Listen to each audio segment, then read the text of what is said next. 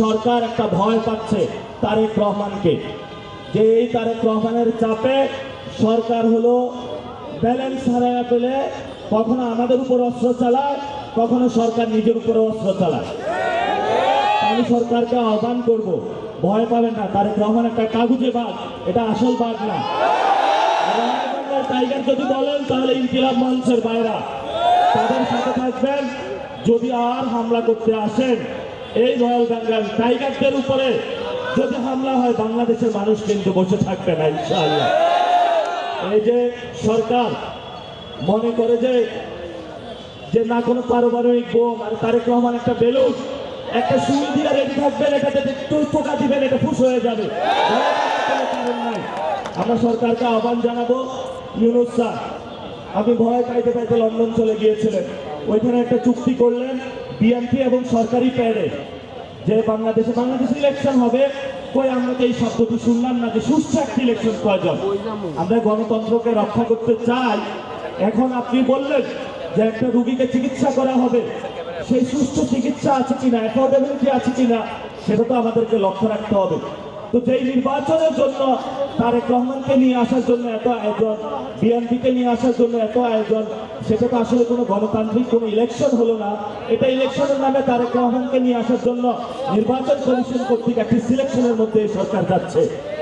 এবং আপনারা জানেন ইলেকশন কমিশন দ্বৈত নাগরিক এবং যারা ঋণ খেলাপি তাদের নমিনেশন বাতিল করার কথা, কিন্তু ছাত্রদল এই সন্ত্রাসী সংগঠন, যুবদল সন্ত্রাসী সংগঠন, তারা ইলেকশন কমিশনের সামনে গিয়ে একটি মব করলো।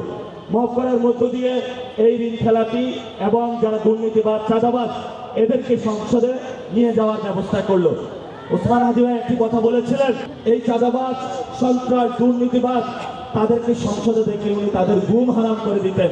কিন্তু ওসমান হাদি ভাইয়ের অনেক সহযোদ্ধা পৃথিবীতে এখনো বেঁচে আছে, যারা চাঁদাবাজ সন্ত্রাস দুর্নীতিবাদ।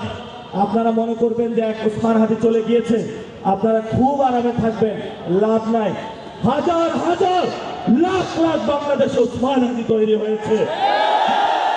ঘুম না, আপনারা যদি জেগে থাকেন আপনাদের জাতটাও তারা হারাম করে দেবে ইনশাআল্লাহ।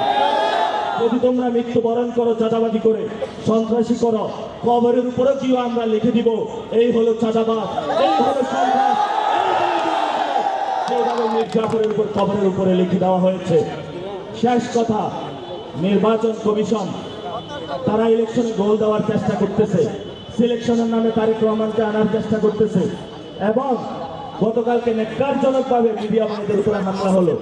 আগে দেখতাম মিডিয়া ভাইরা প্রেস ক্লাবের সামনে দাঁড়িয়ে যেত, এখন কেউ দাঁড়ায় না, কারণ জানের ভয়, রিজিকের ভয়।